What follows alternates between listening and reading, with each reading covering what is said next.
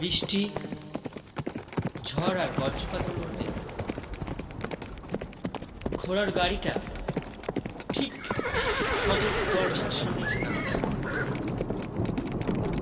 ঘোড়ার গাড়ি থেকে বড় খোকা শ্যামাচরণ মুখোপাধ্যায় কোনো রকমে নেমে দরজায় ঠক ঠক লাগে। দাসী রমলা দরজা খুলে দেবার পর শ্যামাপদবাবু তার নিজের ঘরে চেপে যাবেন, এমন সময় তার মা ডাক দিল, বাবা, হ্যাঁ শ্যামা এলি? শোন না বাবা, সকাল থেকে না খোকার শরীরটা আর ভালো যাচ্ছে না। বুদ্ধি কবিরাজ আসছে আর যাচ্ছেন, খোকার শরীরের তো আর কোনো আমি আর উন্নতি দেখতে পাচ্ছি না। তুই তো বরঞ্চ ওই কলকাতায় তো মাঝে মধ্যেই তোর যাতায়াত আছে। আমি ভাবছিলাম কিনা একবার নয় খোকাকে নিয়ে। ছেলে বলে উঠল, হ্যাঁ মা, আমিও কদিন ধরে ভাবছিলাম এবার নয় খোকাকে নিয়ে কলকাতায় নিয়ে গিয়ে বড় একটা ডাক্তার দেখিয়ে নিয়ে আসি। এমন সময় মা মারা ছেলেটা আমার জন্ম থেকেই একেবারে রুগ্ন। মাকে একটিবারও সে ছুঁয়ে দেখতে পেল না। কপালটাই মন্দ। তোকেও তো কতবার করে বলা যে একটা বিয়ে অন্তত কর, এসে বরঞ্চ ছেলেটাকে দেখুক, তোর খেয়াল রাখুক, খোকার সঙ্গে একটু খেলাধুলা বল, গল্প বল, হয়তো খোকা সুস্থ হয়ে উঠতে পারতো। আর তোর মনটাও। এমন সময় দাসী হুড়মুড়িয়ে ছুটতে বড় মা করে চিৎকার করতে করতে খোকার ঘর থেকে বেরিয়ে এসে সোজা বড়মার ঘরে।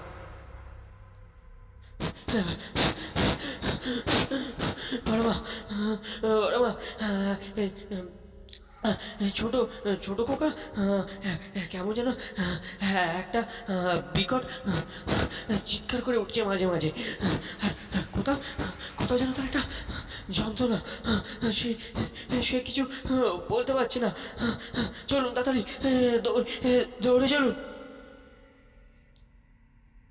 দাসী রমলার কাছ থেকে এই সমস্ত কথা শোনার পর শ্যামাপদবাবু আর তার মা দৌড়ে গেলেন খোকার ঘরের দিকে। দেখি আমার খোকার কি হলো? খোকা, তুমি ভয় পেয়েছ? কি হলো বাবা? এই তো দেখো, আমি তোমার বাপি, তোমার তোমার অনেক কাছে আছি। কি হলো? খোকা মাঝে মাঝে ফুলে ফেঁপে উঠতে থাকলো, কেঁদে উঠল। তার যেন সারা শরীর জুড়ে ভয় আর কিসের যেন একটা তীব্র যন্ত্রণা। কেউ যেন তার শরীরে হুল দংশন করেছে। ও বড় কাকা, যা দেখি রতন কবিরাজকে একবার তলব দে দেখি। বেশি দেরি করিস নে বাবা। ছেলেটার যে আজকাল কি হলো, মাঝে মধ্যেই হঠাৎ করে, তাও তো কিছু বলতে পারছে না। যা দেখি। খোকা কখনো কেঁদে ওঠে, কখনো বা নিজের মনে আপন খেয়ালে হাসতে থাকে। বোঝাই যায় না যে তখন তার শরীরে কোনো যন্ত্রণা আছে।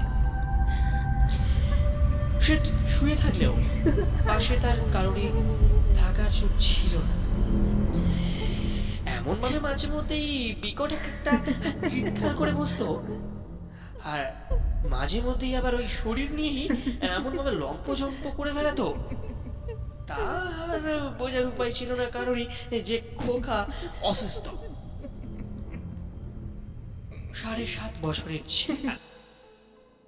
দাসী কমলাই তার দেখাশোনা করত, নাওয়ানো থেকে খাওয়ানো, দাওয়ানো, ঘুম পাড়ানো, সবকিছুই সবকিছুই সে নিজের হাতে করে করত।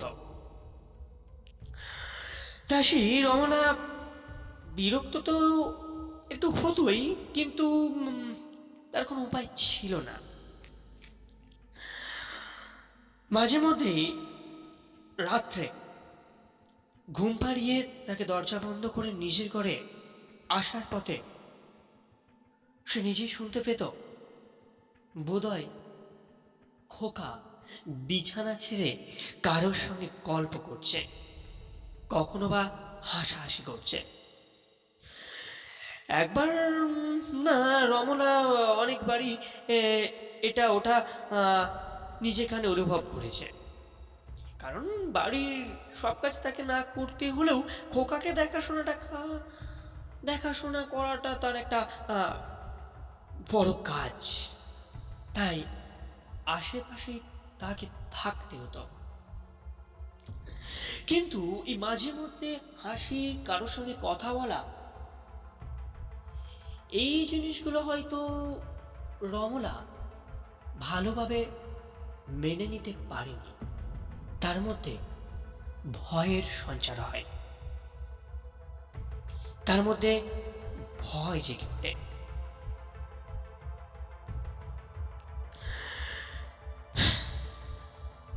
এই ছোট খোকা হলো নবীন। বয়স আগে বলা হয়েছে 7.5 বছর।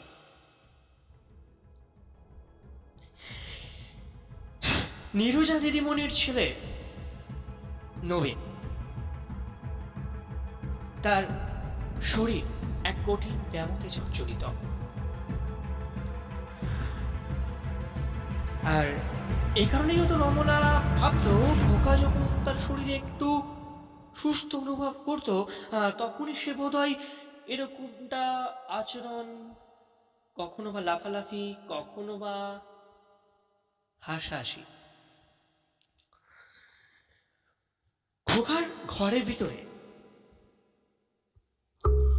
যাই হয়ে যাক না কেন, রমলা কখনো তা অতটা গুরুত্ব দিয়ে দেখেননি বা ভাবেন।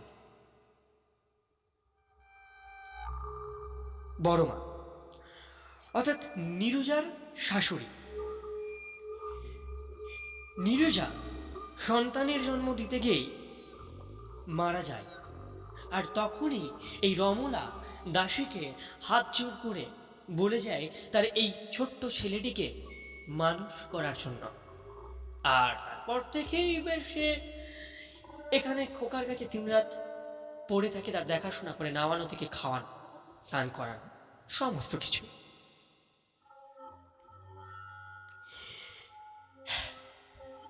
শাশুড়ি আর দাসী রমলা তাদের নিজের মতো করে তারা নীরজার সন্তান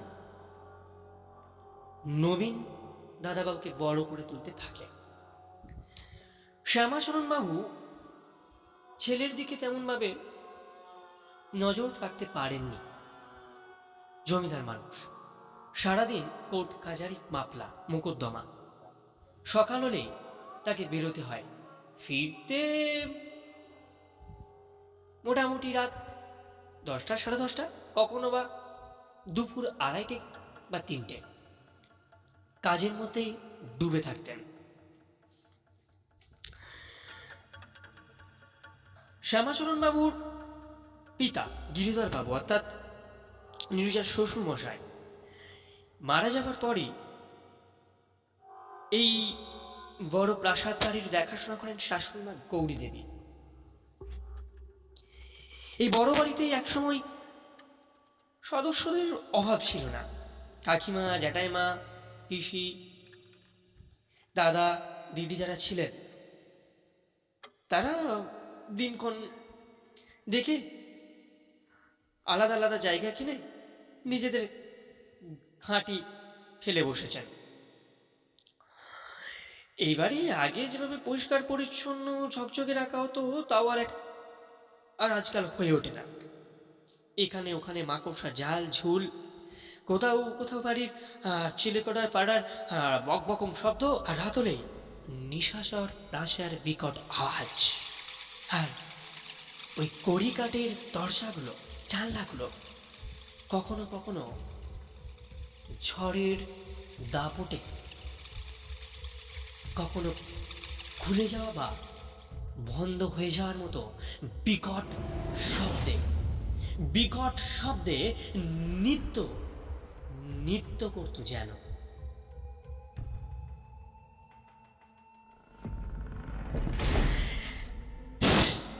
আজকাল তো লোক এই বাড়ি দেখলেই ভূতের বাড়ি ভূত করে। নীরুজা মারা যাবার পর ছাদের যে চিলেকোঠা ঘর, আর সে ঘরে কেউ যায় না। ছাদে যে ঘর ছিল নীরুজা খুব পছন্দের, ছবি আঁকার, ছবি বাঁধিয়ে রাখার একটি শান্ত নির্জন জায়গা। এবাড়ির সমস্ত কিছুই সে দেখাশোনা করত। সকলেরই প্রিয় পাত্র হয়ে উঠেছিল দিন কর্তকের মধ্যে। সে যখন এই বাড়িতে আসে তখন বয়স প্রায় 13-14 খেলার বয়স। শ্বশুর বাড়িতে এসে শাশুড়ির সংস্পর্শে থাকতে থাকতেই সে হয়ে উঠেছিল এবং অল্প সময় প্রত্যেকটা মানুষের কাছ থেকে সে ভালোবাসা আদায় করে নিয়েছিল। আর কাজের ফাঁকে যেটুকু সময় এই ছবি নিয়ে ব্যস্ত থাকত। এখন আর ওই চিলেকোঠার ঘর খোলা। এখন চিলেকোঠার ঘরে সামনে গিয়ে দাঁড়ালেই মনে হয় কেউ যেন ঘিরে আসছে। নীরুদিদি মারা যাবার পর সে ঘরে আর কেউ যায় না। ঠিক 2 বছর পর জানা গেল, যখন নীরুদিদি সন্তান সম্ভবা, তখন থেকেই তাকে তেমন একটা ভারী কাজ করতে দেওয়া হয়নি। শ্বশুর শাশুড়ি বারণ করেছেন। কি কি বৌমা, তোমাকে না বলেছি কতবার, তুমি কাজ টাজ। না না, আমি ঠিক আছি, একদম আমাকে নিয়ে ভাববেন না। স্বামী শ্যামাচরণ বাবু তার স্নানের জল তুলে দেওয়া থেকে শুরু করে বাকি আর যে সমস্ত কাজ নিজের হাতেই করে দিতেন। তারপরে তিনি তার নিজের ব্যবসায়ী বাণিজ্যে কখনো কখনো নিজের ওই পুতুলপনাস্তিকে খাইয়ে দিয়েছেন, চুল বেঁধে দিয়েছেন, আবার কখনো বা ঘুম পাড়িয়ে দিয়েছেন। তাই নীরজা চলে যাবার পরেই স্বামী শ্যামাচরণ বাবু চিরকালের জন্য বন্ধ করে দিয়েছেন তালা দিয়ে সেই ছবির ঘর। খোকা একটু বড় হতে সে ওই ঘরে যাবার জন্য বায়না শুরু করে। ওই ছাদে যে চিলেকোঠার ঘর আছে না, আমি না একবার যাবো, একবার দেখবো। চুপ! তোমাকে না কতবার বারণ করেছি, তুমি ওই চিলেকোঠার ঘরে নাম নেবে না। কেন বাবা, তুমি চিলেকোঠার ঘরে নাম করলে আমাকে কেমন যেন বকো, আমার একদম ভালো লাগে না। চুপ করো, চুপ করো, শান্ত হও। ওখানে ওখানে কিছু নেই বাবা। আচ্ছা আচ্ছা, ঠিক আছে, আরো বড় বাবু, আমি তোমাকে সঙ্গে করে নিয়ে গিয়ে দেখিয়ে আসবো। এভাবে শ্যামাচরণ বাবু এই মাতৃহীনা তার ছেলেটিকে সান্ত্বনা দিতে থাকে। একদিন হঠাৎ করে যখন দুপুরের দিকে শ্যামাচরণ বাবু কাজ থেকে ফিরে এলেন, ফিরে এসে খোকার খোঁজ করলেন, কোথাও খোকার খোঁজ পাওয়া গেল না। হন্তদন্ত হয়ে ঘরের দাসদাসীরা খোকাকে খুঁজতে থাকে। এই সময় তাকে খুঁজে পাওয়া গেল সেই চিলেকোঠার ঘরে হুবুথুবু হয়ে বসে কাঁদতে কাঁদতে সেই অবস্থায়।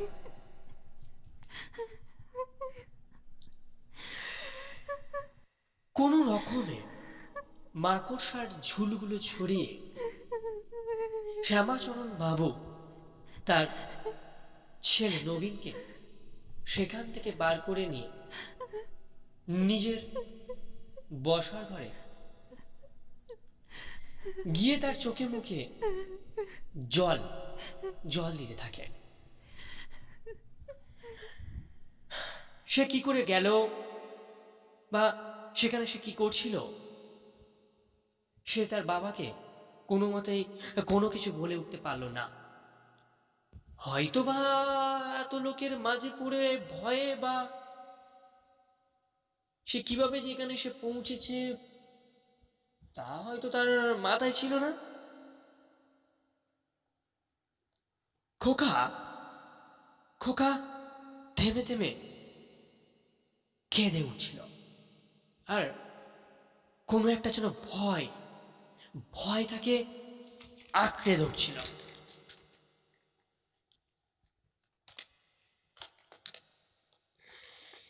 এরপর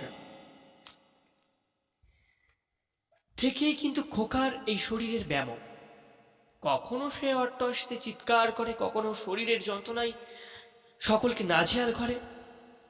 রমনা এই ছোট থেকেই তাকে দেখে আসছে, ছোট থেকে এমন একটা যে ব্যামো ছিল তার না, একদমই না। হঠাৎ করে তার যেন এই পরিবর্তন। শ্যামাচরণ বাবু এরপরেই কলকাতায় ছেলেকে নিয়ে গেলেন ডাক্তার দেখালেন। ডাক্তার যে বললেন, দেখুন শ্যামাচরণ বাবু, যা দেখলাম আর বুঝলাম যে হ্যাঁ, অবস্থা কিন্তু গতিকের নয়। মা নেই তো, আর একজন কি বলুন তো, এই ছোট থেকে একা একা ঘরে বন্দি, বুঝতেই পারছেন তো। আর আপনি আপনার কাছ থেকে যেহেতু শুনলাম সেই সময়টুকু আপনি দিতে পারেন না। শ্যামাচরণ বাবু আজকে সেই ব্যাপারটাকে গুরুত্ব দিলেন যেটাকে তিনি হালকাভাবে নিয়ে এসেছিলেন। খোকা হঠাৎ করে যেদিন হারিয়ে গেল এবং শেষ পর্যন্ত পাওয়া গেল ওই চিলেকোঠার ঘরে, সেদিন শ্যামাচরণ বাবু গুরুত্ব দেননি। তিনি মনে করেছিলেন যে খোকা আমার কাছে তো রোজই বায়না করে, হয়তো বা বাড়িতে এত দাস দাসী, তাদেরকে বলতেই হয়তো কি চাবি খুলে দিয়েছে। আজকে এই ব্যাপারটাই শ্যামাচরণ বাবু মনে বারবার কড়া নাড়তে লাগলো। হ্যাঁ, একটা ঘটনা। হ্যাঁ জানেন ডাক্তারবাবু, আমার স্ত্রী নিরু, ওই যে ছবির ঘর চিলেকোঠা, তো একদিন খোকাকে দুপুরবেলা যখন কোথাও খুঁজে পাওয়া যাচ্ছিল না, তখন তাকে পাওয়া গেল ওই চিলেকোঠার ঘরে। সেখানে ছবিগুলোর মাঝে উবুত বয়ে কাঁদতে কাঁদতে। আই সি শ্যামাচরণ বাবু, আপনি বরঞ্চ এখনো কিছু একটা করুন, এখনো দেরি হয়ে যাননি। আপনি ভাবুন, আপনি একটু ভেবে দেখুন, আপনার ছেলের কিছু হয়নি। আমি বলছি, ও যেহেতু একা একা বন্দি থাকে, মাকে পায় না, তাই ও দিনের পর দিন মানসিক রোগগ্রস্ত হয়ে পড়ছে। শ্যামাচরণ বাবু বলে উঠল, আমার তো এবার যথারীতি ভয় করছে ডাক্তারবাবু। কোথায় ওখানে কি করে পৌঁছালো নিজেই জানে না, কি করে গেল। আমি তো ভাবছি ওর মা ওর মা ওকে টেনে নিয়ে যায়নি তো। এ কি কে বলছেন শ্যামাচরণ বাবু?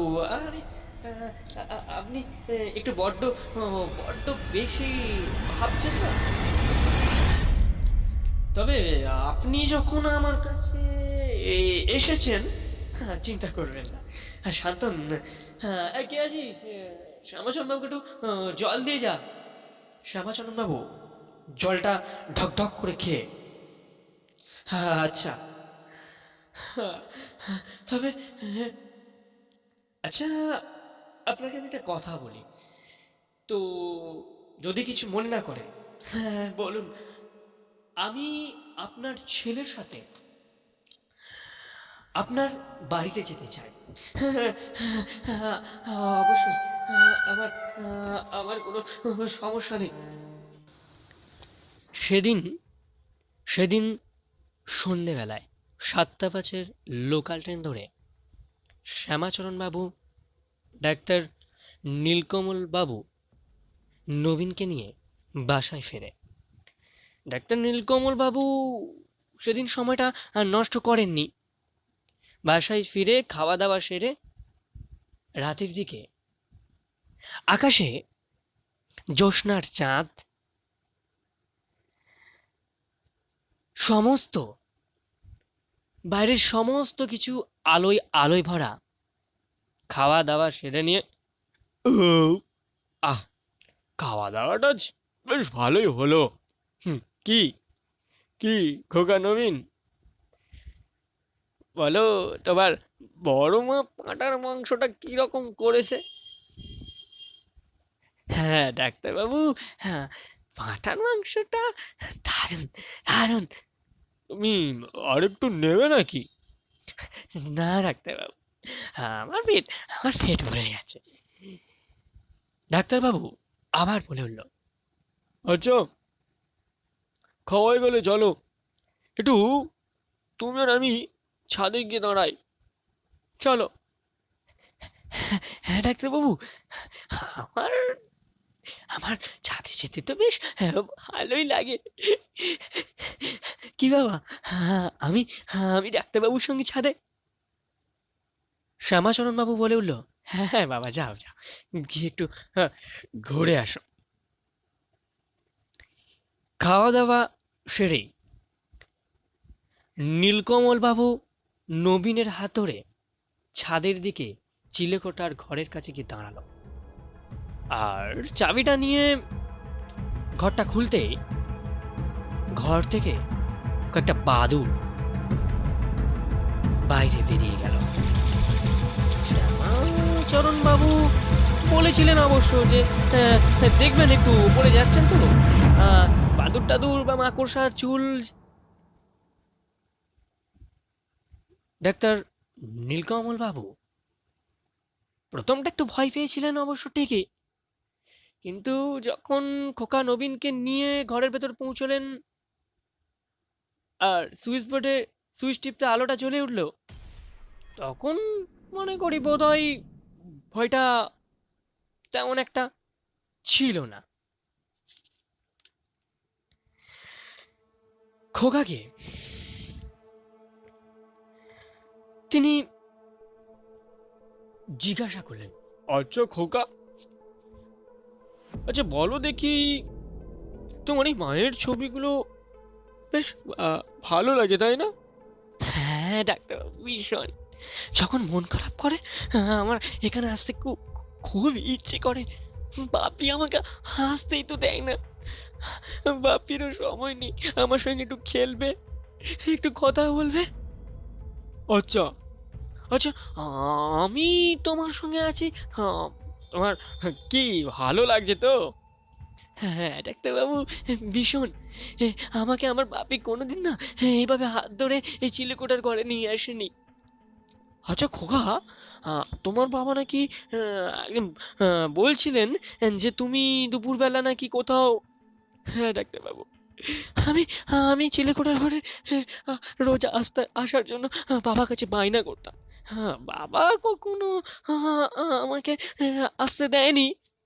ওই কারণে আমি আমি চাবি চুরি করে নিয়ে এসে একদিন দুপুরবেলা ওই ঘরে গিয়ে বসে থাকি। মাকে আমি যেন ছবির মধ্যে দেখতে পাই। মায়ের সঙ্গে আমার কথা বলতে খুব ইচ্ছে করে। ওই চিলেকোঠার দক্ষিণমুখী যে জানলাটা, আহ, ওখানে গিয়ে ওখানে গিয়ে আমি দাঁড়ালেই মাঝে মধ্যেই দেখতে পাই ওই যে রুনু, রানু, টুনু, ওদের মায়েরা ওদের কোলে নিয়ে ওদেরকে কিভাবে আদর করে, ভাত খাইয়ে দেয়। ডাক্তারবাবু, আমার তোর মানে এই তো আমি সারা রাত বিকট চিৎকার করি, কাঁদে। কখনো মনে হয় মা আমার কাছে এসেছে, আমি হট্ট হাসিতে ফেটে পড়েছি। হ্যাঁ, বুঝলাম বাবা, থামো থামো। আমি আমি বুঝতে পারছি বাবা, আর ভয় নেই, আমি বুঝতে পেরেছি। ডাক্তারবাবু বুঝতে পারলো এটা তার একটা কঠিন ব্যামোই বটে। নবীন জন্মের পর থেকে তার মাকে কখনো দেখেনি, আর বাবা শ্যামা স্বরূপবাবু তার কাজ নিয়ে সারাদিনই ব্যস্ত। কমলা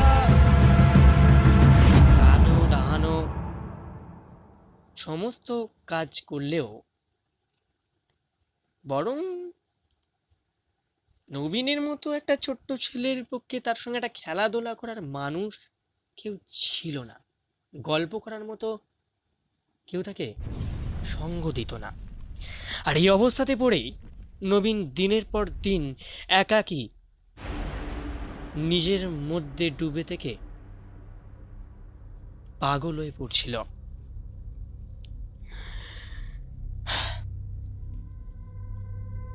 শ্যামাচরণ বাবু এমন সময় হঠাৎ উপরে উঠে এলেন। ডাক্তারবাবু বললেন, বুঝলেন খোয়ার রোগটা তেমন কিছু একটা হয়নি। নিন ডাক্তারবাবু আপনার পান। হ্যাঁ, দিন দিন, পানটা খেতে খেতে। আর ভয় নেই, তবে সব ঠিক আছে। দেখুন, আপনাকে আমি আগেই বলেছিলাম, ও যেহেতু মাকে পায়নি, আর সেই যে যন্ত্রণা, সেই যন্ত্রণাতে কিন্তু হ্যাঁ, মাকে না পাওয়ার যন্ত্রণাতেই সে নিজের মধ্যে নিজেকে পুষে রেখেই একটু একটু করে দিনের পর দিন শেষ হয়ে যাচ্ছিল। ডাক্তার নীলকমল বাবু বলে উঠলেন, ভগবান আপনার ভালো করুন, ভগবান আপনার পরিবারের মঙ্গল করুন। আর চিন্তার আর কিছু নেই, আপনি যা ভাবছিলেন বুঝলেন তো এবার। ধন্যবাদ, ধন্যবাদ ডাক্তার, আপনি যে আমার কি উপকার করলেন।